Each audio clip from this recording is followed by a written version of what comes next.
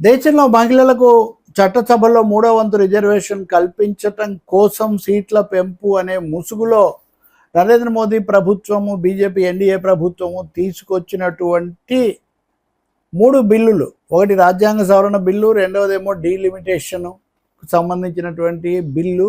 ఇవి సభలో ఘోరంగా వీగిపోయాయి. మొదట రాజ్యాంగ సవరణ బిల్లుకు 3/2 వంతుల మెజార్టీ లేనందువల్ల వీగిపోవడంతో ప్రభుత్వం తనకు తానే మిగిలినటువంటి 2 బిల్లులను వెనక్కు తీసుకుంది. నిజానికి వాటికి 3/2 వంతులు అక్కర్లేదు, కావాల్సిన ఆధిక్యత ఉంది, అయినా వెనక్కు తీసుకున్నారు. ఎందుకంటే మొదటి దెబ్బ చాలా తీవ్రమైనటువంటిది. దేశంలో రాజ్యాంగ నిపుణులు, ప్రతిపక్షాలు, మీడియాలో విమర్శకులు అందరూ కూడా చెప్పారు, ఈ ఆలోచన చాలా అర్థరహితమైంది, అనర్థకమైంది. వాటినేమో కృత్రిమంగా వాయిదా వేస్తూ వచ్చి ఇప్పుడు 2011 లెక్కల ఆధారంగా 2029 నాటికి మేము సీట్ల పెంపు, నియోజకవర్గాల పునర్విభజన చేస్తామని చెప్పడం చాలా అశాస్త్రీయమైంది. ఇలా అయితే కనుక రేపొద్దు నుంచి ఏ ప్రభుత్వం అయినా తనకి ఇష్టం వచ్చినట్టుగా సీట్లు పెంచుకొని ఇష్టం వచ్చినట్టుగా నియోజకవర్గాల పునర్విభజన చేస్తే అసలు రాజ్యాంగం చెప్తున్నటువంటి ప్రజాస్వామ్య నిబంధనలు 81, 82 అవి పూర్తిగా వమ్మైపోతాయి. అసలు రాజ్యాంగం యొక్క మూల సూత్రాలు దెబ్బతింటాయని అందరూ కూడా చెప్పారు. పార్లమెంట్ చర్చలో కూడా అది చాలా బలంగా వచ్చింది. అయినా కానీ వినకపోగా ఎదురుదాడి చేశారు. కానీ ఇప్పుడు ఎవరు బలపరచలేదు వాళ్ళు ఆశించినట్టుగా. ఇప్పుడు ఉదాహరణకు మొత్తం ఓటింగ్లో 490 మంది పాల్గొంటే 490 మందిలో 211 మంది వ్యతిరేకించారు. 3/2 వంతులు రాలేదు, 360 కావాలి. దానికంటే చాలా తక్కువగా ఉండిపోయినాయి. ఎందుకు ఇలా జరిగింది అనేది ఒక ప్రశ్న. ఎందుకు మిగిలిన వెనక్కు తీసుకున్నారు మరి అన్నది కూడా. అంటే మోదీ ప్రభుత్వానికి ఇది ఒక పెద్ద శృంగభంగం కింద లెక్క, తీవ్రమైన ఎదురు దెబ్బ. ఇదే పాశ్చాత్య దేశాల్లో, పశ్చిమ దేశాల్లో అయితే వెంటనే రాజీనామాలు కూడా చేస్తారు. వీళ్ళు ప్రతిపక్షంలో ఉంటే కూడా అడిగి ఉండేవాళ్ళు. ఇంత హంగామా చేసి తమకు ఇంకా ప్రతిపక్షాల మీద, రాష్ట్రాల మీద ఎదురుదాడి చేసి ఇందులో తెలియకుండా రాష్ట్రాల సమాఖ్య హక్కులను హరించే ఒక పెద్ద పథకం కూడా దీంట్లో ఉంది. ఉత్తర దక్షిణాల విభజన తీసుకొని వచ్చి దేశ పరిపాలనకు అవసరమైన స్థానాలు చాలా వరకు ఉత్తరాది నుంచే పొందేటటువంటి కనిపించని ఒక పథకం ఉంది.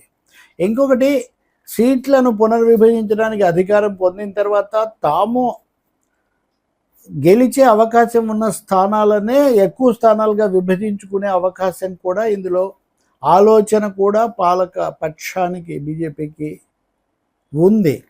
మొదట అంతగా ఎవరు చర్చించింది ఎస్సీ ఎస్టీల స్థానాలు కూడా. ఎప్పుడైతే జనాభా లెక్కలు, తాజా జనాభా లెక్కలు లేకుండా మీరు 2011 ప్రకారం నియోజకవర్గాలను మొత్తం పైనుంచి కింది వరకు పునర్విభజన చేస్తారో అప్పుడు ఎస్సీ ఎస్టీలకు రాజ్యాంగబద్ధంగా ఇచ్చిన రిజర్వేషన్ స్థానాలు కూడా మార్పులకు గురవుతాయి. కాబట్టి వాళ్ళు తెలియకుండా దాని వల్ల దెబ్బతినే ప్రమాదం దీంట్లో చాలా తీవ్రంగా ఉంది. ఇంకా రాష్ట్రాల హక్కులు సరే ఇప్పుడు వాళ్ళు చూస్తే కనుక మనము ఎవరికి ఎన్నో వస్తాయి వివరాలన్నీ చెప్తున్నారు. ఇంత కసరత్తు చేసిన వాళ్ళు దీన్ని ప్రజలతో, దేశంతో ఎందుకు పంచుకోలేదు? ప్రతిపక్షాలతో ఎందుకు చర్చించలేదు? ఇప్పుడు చివరిలో ప్రధానమంత్రి గారు విజ్ఞప్తి చేశారు. ఆ తర్వాత హోంమంత్రి అమిత్ షా అవసరమైతే మేము దేశం అంతా సమానంగా చేస్తామనేది ఒక సవరణ తీసుకొని వస్తాము, దాన్ని వెనక్కు తీసుకుంటాము, ఇట్లాంటివన్నీ చెప్పారు. అవన్నీ ముందే ఎందుకు చేయలేదు? మీకేదో కపట నాటకం ఆడారు కాబట్టి, మీకేదో లోపల ఉన్న రాజకీయ దురుద్దేశం ఉంది కాబట్టి ఇవన్నీ చేశారు. ఇంకొకటి, సభలో బుల్డోజ్ చేసినట్టే ఇతర పార్టీలను కూడా నయానో భయానో మీ వైపు తిప్పుకొని మూడో వంతు తెచ్చేసుకోవచ్చు. ఒక్కసారి సభలో ఆమోద ముద్ర వేసుకుంటే ఆ తర్వాత ఇంకా మనకి ఎదురు ఉండదు, తిరిగి ఉండదు అనుకున్నారు. దాంతోపాటు రేపు శాసనసభ ఎన్నికల్లో కూడా మహిళోద్ధారకుల్లాగా కనిపించేసేయచ్చు అనుకున్నారు. మహిళలను ఉద్ధరించడమే మీ లక్ష్యం అయితే 2010లో ఆమోదించిన బిల్లును మీరు 2023 వరకు ఎందుకు సభలో తేలేదు? మీరు 2014 నుంచి 23 వరకు 9 ఏళ్ళు ఎందుకు తేలేదు? 2023లో ఆమోదించిన చట్టాన్ని నిన్న నోటిఫై చేశారు. ఇన్ని రోజులు 2 ఏళ్ళు ఎందుకు చేయలేదు? అంటే ఇవన్నీ మీకు దాని పట్ల ఇప్పుడు ఇక్కడ కూడా ఈ డీలిమిటేషన్ చేయాలన్నది 2023 చట్టంలో, మీరు పెట్టిన చట్టంలోనే ఉందా? లేదే, ఇవేవీ లేవు. కాబట్టి వీటి అన్నిటి యొక్క వ్యూహాలు వేరు, ఉద్దేశాలు వేరు. దానికోసం దేశం మొత్తం మీద రుద్దదలుచుకున్నారు. తమ రాజకీయ ప్రయోజనాలు, తమ గెలిచే స్థానాలు పెంచుకోవటం అన్నది బీజేపీ, ఎన్డీఏ. బీజేపీ కోరుకున్న ఎన్డీఏ దాని విస్తరణకు ఇంకేమాత్రం అవకాశం లేదు. దాంతో చేతులు కలిపే రాజకీయ పక్షాలు కూడా 1-2 సార్లు ఆలోచించుకుంటున్నాయి. 2024 ఎన్నికల్లోనే మోదీకి పూర్తి మెజార్టీ రాలేదు బీజేపీకి. ఖచ్చితంగా జనతాదళ్, జేడీయూ, తెలుగుదేశం, మద్దతు మీద ఆధారపడి ఉన్నారు. అయినా వీళ్ళు బలపడుతున్నారు లేదా వెంట తిరుగుతున్నారు ప్రతిదాన్ని విచక్షణ రహితంగా, అది వేరే విషయం. కాబట్టి ఇది ఒక చారిత్రాత్మకమైన ఘట్టం. ఒక 10 ఏళ్ల నుంచి 12 ఏళ్ల నుంచి ఇంకా మోదీ అంటే తిరుగులేదు. ఇంకా ఆయన అసలు ఏదో అని చాలా టమ్ముకేసినటువంటి వాళ్ళు ఇప్పుడు కొంచెం వెనక్కు తిరిగి చూసుకోవాల్సిన ఒక పరిస్థితి.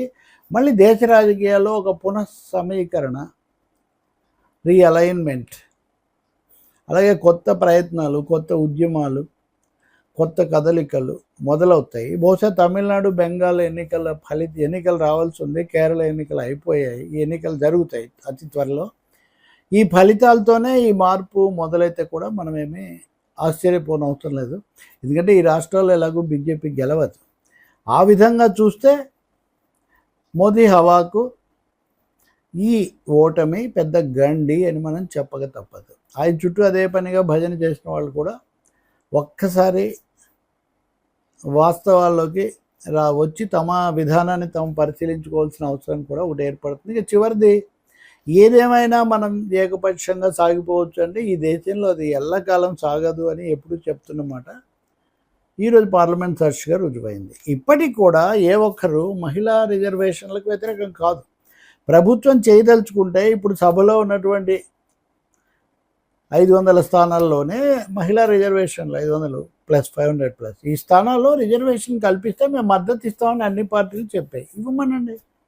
నిన్న ఎలాగూ 2023 శాసనాన్ని నిన్న మళ్ళీ దాన్ని ప్రకటించారు కదా, అమలు చేస్తామని.